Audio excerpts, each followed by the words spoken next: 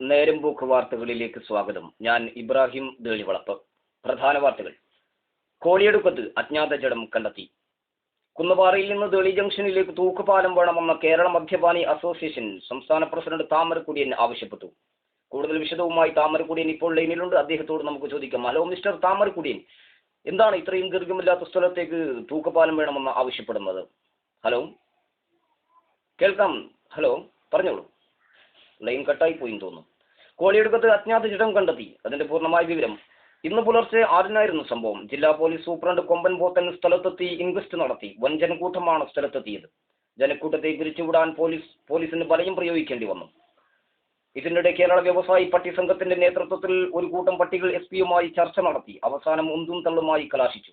അക്രമം അഴിച്ചുവിട്ട പട്ടികൾക്കെതിരെ മനുഷ്യരെ കൊണ്ട് കല്ലെറിയിപ്പിക്കുമെന്ന് മോറി സംഘം ഭീഷണിപ്പെടുത്തി. മൃതശരീരം ആരുടേതാണെന്ന് അന്വേഷണം ഊർജിതമാക്കുമെന്ന് ഉറപ്പു നൽകിയതോടെ പട്ടിസംഘം തിരിച്ചുപോയി. എന്നാൽ അതിനിടെ KTPS കേരള തെരുവ് പട്ടി സംഘം മെമ്പറാണ് മരിച്ചതെന്ന് അവകാശവാദം ഉന്നയിച്ച് സംസ്ഥാന സമിതി അംഗം ഫാദർ ബ്ലാക്ക് പട്ടി രംഗത്തെത്തി. KSRTC ബസ്സിൽ മന്ദബുദ്ധികൾക്ക് പ്രത്യേക സീറ്റ് വേണമെന്ന് മന്ദബുദ്ധി സമിതി എട്ടുവീട്ടിൽ പട്ടൻ ആവശ്യപ്പെട്ടു. കപ്പണയെടുക്കത്ത് നടക്കുന്ന അന്തർ സംസ്ഥാന ക്രിക്കറ്റ് ടൂർണമെന്റിന്റെ ഒരുക്കങ്ങൾ പൂർത്തിയായതായി സംഘാടകർ വാർത്താ സമ്മേളനത്തിൽ അറിയിച്ചു. കോളിയടുക്കത്ത് നിന്നും മേലിപ്പറമ്പിലേക്കുള്ള റോഡിൽ ഡ്രൈവർമാർ ഡാൻസ് കളിച്ചുകൊണ്ടാണ് വണ്ടി ഓടിക്കുന്നത്. ഇത് കാരണം കുണ്ടും കുഴിയുമാണ് ഇതിന് കാരണമെന്ന് വ്യക്തമാകുന്നു.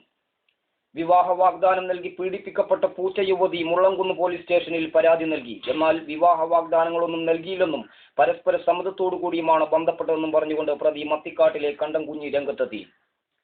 കുന്നുപാറയിലെ മഹമ്മൂദ് ആജിയുടെ മകൻ സലാം പാമ്പറാക്ക് കഴിക്കുന്നത് നിർത്തി. ഇത് കാരണം MA ബസാർ ഷോപ്പിന് വൻ നഷ്ടമാണ് കണക്കാക്കുന്നതെന്നും ദിവസേന 100ഓളം പാമ്പരാക്കാണ് സലാം കഴിച്ചുകൊണ്ടിരുന്നതെന്നും ഷോപ്പ് ഓണർ പറഞ്ഞു.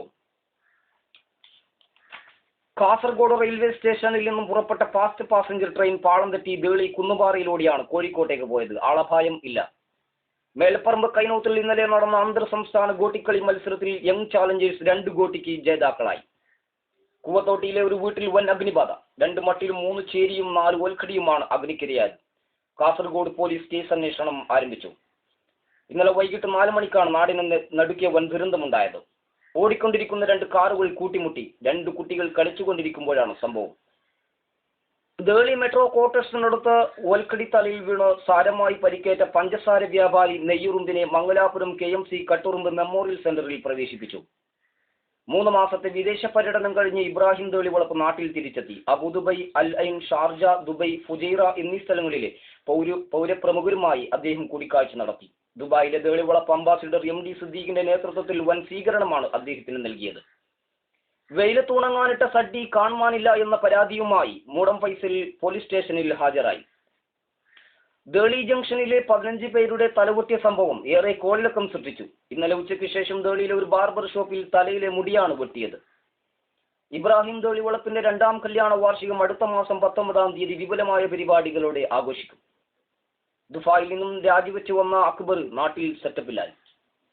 ദേളി ജംഗ്ഷനിലെ ഒരു വസ്ത്രക്കടയിലെ ഷെൽഫിന്റെ താക്കോൽ കൂട്ടം നഷ്ടപ്പെട്ടു. വ്യാപാരിയുടെ പരാതിയുടെ അടിസ്ഥാനത്തിൽ പോലീസ് കേസെടുത്ത് അന്വേഷണം ഊർജിതമാക്കി. പൊക്കളൻ ആഷിഖിന്റെ കാലിൽ ബപ്പടം വീണ് ഗുരുതരമായി പരിക്കേറ്റു. ഇന്നുച്ചയ്ക്കാണ് സംഭവം. കറിക്ക് ഉപ്പിടാത്തതിന്റെ പേരിൽ ഭാര്യയോട് പിണങ്ങി ഭർത്താവ് നാട് വിട്ടു. ആഴ്ചയിൽ 6 ദിവസം ലീവ് എടുക്കുകയും 1 ദിവസം മാത്രം ജോലി ചെയ്യുകയും ചെയ്യുന്ന തൊഴിലാളികൾക്കുള്ള ക്യാഷില്ലാത്ത അവാർഡ് മൂടം ഫൈസൽ നിർവഹിക്കും. കോളിയടുക്കത്ത് ഐസുമ്മയുടെ ആടിനെ ഇന്ന് പുലർച്ചെ കാണുവാനില്ല.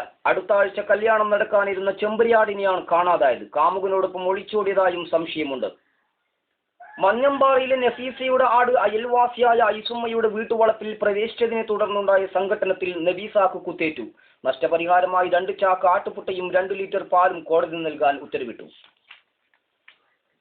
ദേളിവളപ്പിൽ ഇന്ന് പുലർച്ചെ സംശയ സാഹചര്യത്തിൽ കാണപ്പെട്ട ബുർഹാൻ എന്ന 18-കാരനെ കൈയോടെ പിടികൂടി വീട്ടിലേൽപ്പിച്ചു. ഉമ്മ ചോദ്യം ചെയ്തു വരുന്നു. ഭർത്താവിനോട് ചോദിക്കാതെ ഷോപ്പിങ്ങിന് പോയ ഭാര്യയെ ശകാരിച്ചതിന് ഭർത്താവിന് പിഴയടക്കാൻ കോടതി വിധി. ദേളി ജംഗ്ഷനിലെ ഒരു ബാർബർ ഷോപ്പിൽ ഉത്തരദേശം വായിക്കുകയായിരുന്ന ആലിയഷറിനെ കുറച്ചു പേർ ചേർന്ന് ആക്രമിക്കുകയും ഇനി മുതൽ പത്രം വായിക്കാൻ പാടില്ല എന്നും പറഞ്ഞ് ഭീഷണിപ്പെടുത്തിയതായും പരാതിയിൽ പറയുന്നു. ബേക്കറി സമീറിന്റെ കല്യാണ മാമാങ്കത്തിന് മുമ്പുള്ള പെണ്ണുകാണൽ ചടങ്ങിൽ നിരവധി സാംസ്കാരിക നായകന്മാർ സംബന്ധിച്ചു. കാസർഗോഡ് മത്സ്യ മാർക്കറ്റിൽ ഐസിന് പെയിന്റ് അടിക്കുന്ന ജോലിക്ക് തൊഴിലാളികളെ ആവശ്യമുണ്ട്. വിളിക്കേണ്ട നമ്പർ 938863 സ്ത്രീദിനത്തിനെതിരെ യുവാക്കൾ ശക്തമായി രംഗത്ത് വരണമെന്ന് വനിതാ വിഭാഗം ചാൻസലർ സുബൈദ ഇബ്രാഹിം.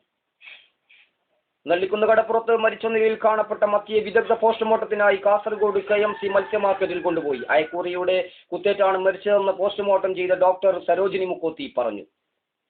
മാന്യമായ ഭക്ഷണം നൽകുക, നല്ല സൗകര്യമുള്ള കിടപ്പാടം തയ്യാറാക്കുക എന്ന ആവശ്യമുന്നയിച്ച് കാളക്കൂട്ടം ദേശീയ പ്രസിഡന്റ് ശ്രീ പശുപതി മന്ത്രിക്ക് നിവേദനം നൽകി. കൊതുകുതിരി, ഗുഡ് നൈറ്റ് ഇതുപോലെയുള്ള രാസവസ്തുക്കൾ ഉപയോഗിക്കരുത് എന്ന പ്രമേയത്തിൽ ദേശീയ കൊതുക് സംഘടന കലക്ടറേറ്റിലേക്ക് മാർച്ച് നടത്തി. ജയിലിലടക്കപ്പെട്ട അന്തർ സംസ്ഥാന മോഷ്ടാവ് ചുണ്ടനേലി ഓടി രക്ഷപ്പെട്ടു. വിദഗ്ധ അന്വേഷണത്തിന് വേണ്ടി CI കണ്ടംപൂച്ചിയെ നിയമിച്ചു. വഴിയോരങ്ങളിൽ ചിമ്മണി വിളക്ക് സ്ഥാപിക്കണമെന്നും നിലവിലുള്ള മെർക്കുറി ബൾബ് മാറ്റണമെന്നും ദേശീയവേദി പ്രസിഡന്റ് ഖദീജ നസീർ പറഞ്ഞു. ഗൾഫിൽ നിന്ന് വന്ന മജീദ് അടുത്ത ദിവസം തന്നെ ഗൾഫിലേക്ക് തിരിച്ചുപോയി. കാരണം അന്വേഷിച്ചപ്പോൾ മറന്നുപോയ ഷർട്ടും പാന്റും എടുക്കാനാണെന്നാണ് മജീദ് പറഞ്ഞത്. ഇബ്രാഹിമിന്റെ വീട്ടിലെ ബാത്റൂമിൽ ഫിറ്റ് ചെയ്ത TVയുടെ സ്വിച്ച് ഓൺ കർമ്മം നാളെ വൈകുന്നേരം 5 മണിക്ക് നടക്കും. ബേളി ജംഗ്ഷനിൽ ബേക്കറി ഷമീറിന്റെ കല്യാണത്തിന്റെ ഒരുക്കങ്ങൾ പൂർത്തിയായതായി വീട്ടുകാരും കുടുംബക്കാരും വാർത്താ സമ്മേളനത്തിൽ അറിയിച്ചു. ഇതോടുകൂടി ഈ വാർത്താ ബുള്ളറ്റിൻ അവസാനിക്കുന്നു. നമസ്കാരം.